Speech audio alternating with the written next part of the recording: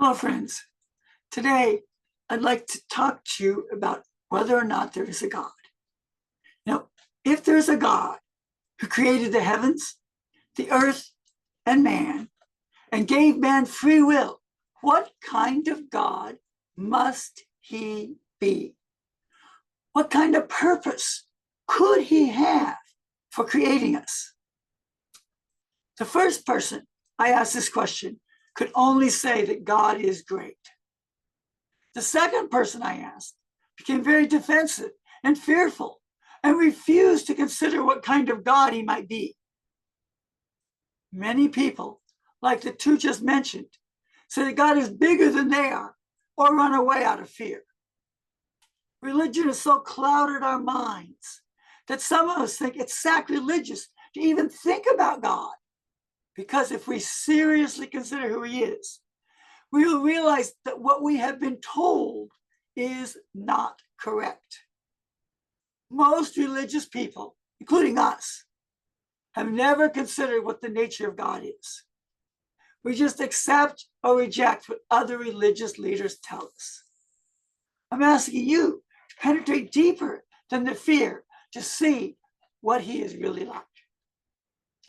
Now, the answer to these questions requires asking several other questions. What is God's will? What does God want? What's God's purpose in creation? How does man fit into God's will?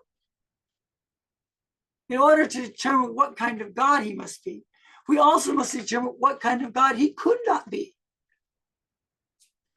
The things like what is his nature and his heart towards man. What emotions does he have? Simply because he created living things. How would he want them to live?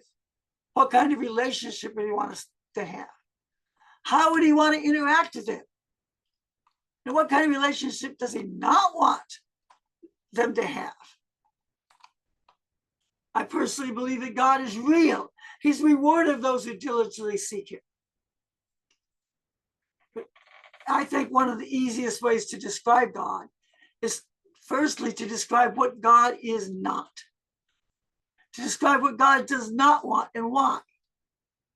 Some religions say that God wants people to bow down and worship in a particular way, that he wants robotic obedience. However, if this is what he wanted, he would have just created a bunch of robots that do not have a free will. Thus, when we consider the nature and heart of God, we must realize that God gave man a free will for some purpose.